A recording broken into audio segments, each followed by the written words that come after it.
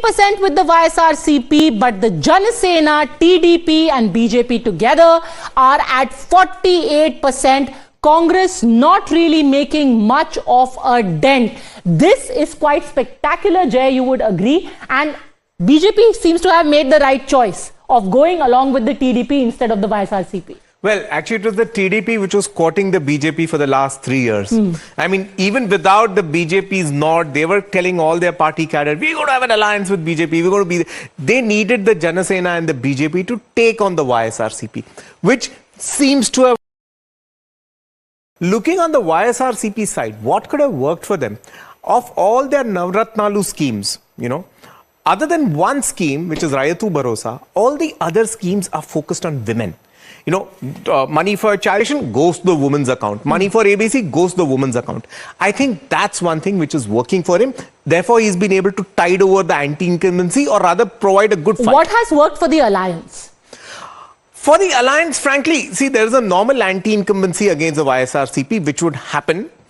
The TDP is seeing a bounce back in its old strongholds. The Janasena was with the TDP last time, but now the BJP. With whatever little acceleration the BJP has given them, it being a joint election with the Lok Sabha election, it has managed to close the gap with YSRCP. Okay, let's take a look at the comparison. The TDP never went below its 45% vote share in any of the elections. It did. 44, it did. Yeah. Below its 40% vote share. 40% vote share. Look at the comparison over here. Yeah. In 2019, the YSRCP was at 22 out of 25 seats. Yeah. This time, it has been whittled down by almost 7 to 8 seats. From 22, it has come to 13 to 15.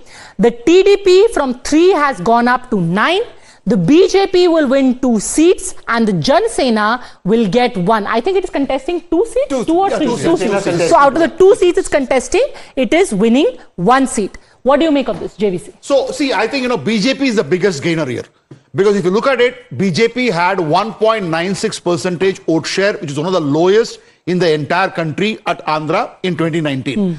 Now the alliance is doing a big favor for BJP. But I would say, looking at these numbers, because when I look at other poll numbers, they're giving a bigger edge to TDP and BJP alliance. Does this mean that Jagan's government is over now?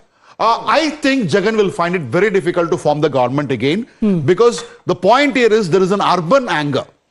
There is a rural, probably a fascination for YSRCP, but there is an urban anger. If I'm not mistaken, in fact, the entire deadline of Hyderabad as capital runs out tomorrow, right? Exactly. It runs out tomorrow. And today you have got, so basically there is a lot of urban distress, a lot of rural schemes, businesses suffering. So I met a few businessmen in Hyderabad who said that we don't know, there are so many doles going to the villages, but businesses suffering. Even Reddy people, business people, they are not this time voting for YSRCP. For the simple fact. The simple fact of the matter is that YSRCP's vote base, which was basically based on Reddys, have now moved towards scheduled caste, minority, and a little bit of OBC.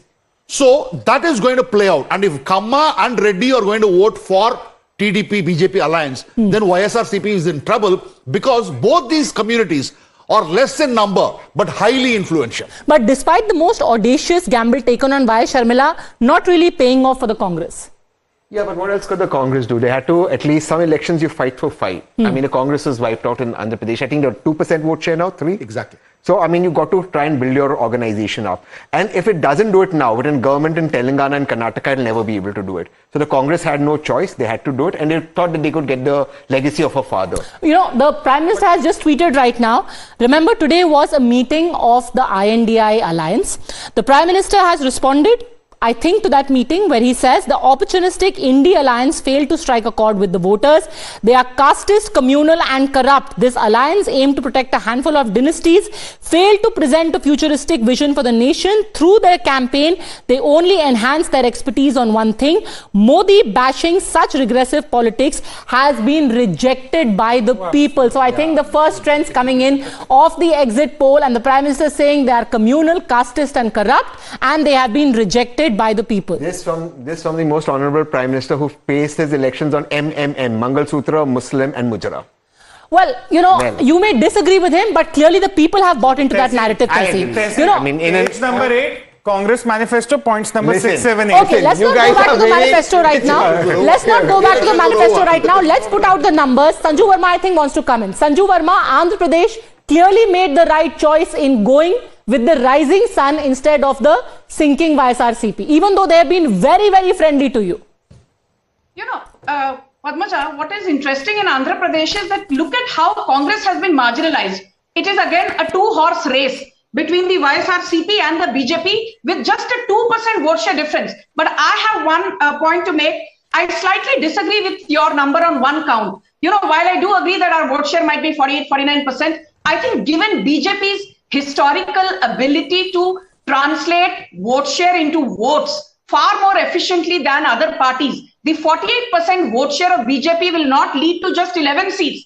I think BJP alone in Andhra Pradesh will get at least 17 to 18 seats, and I'm being conservative. And this is not bombast or bravado speaking, but please understand that corruption charges against Jagan Reddy have begun to stuck. I don't want to get into the fact that some people from within his own party say, Arey, he's amassed wealth of 2.5 lakh crore, and some people conservatively put that estimate at 43,000 crore. But the big promises he made about development, especially of North Andhra Pradesh, you know, he did nothing. He spoke about privatization of Visakhapatnam steel plant. He did nothing. The Modi government gave him money for 3 industrial corridors, and that money is still lying unspent. So I think the people are very smart. This is a vote against misgovernance of Jagan Reddy. Okay, let's move now to a state that has made 4 जून 2024 ये तारीख भारत का भविष्य तय करने जा रही है। 4 जून नरेंद्र मोदी हिंदुस्तान के प्रधानमंत्री नहीं रहेंगे।